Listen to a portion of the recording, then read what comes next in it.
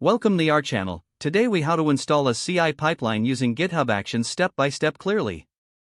First, ensure you have a GitHub repository ready for your project. Navigate to your repository on GitHub. Click on the Actions tab located at the top of the page. You will see various workflow templates to choose from.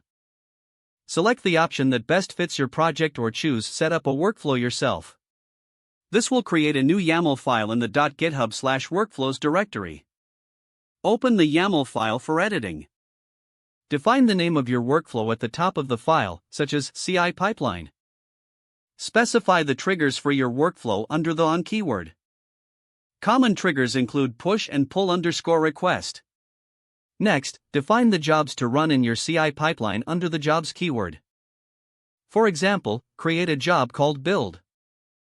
Set the runs on parameter to define the type of environment for the job, like Ubuntu latest. Under the job, create a steps section to outline each step of the CI process. Start with checking out your code using the actions/checkout at v2. Add a step to set up your programming language runtime, if necessary. For instance, use actions/setupnode at v2 for Node.js projects. Include a step to install project dependencies.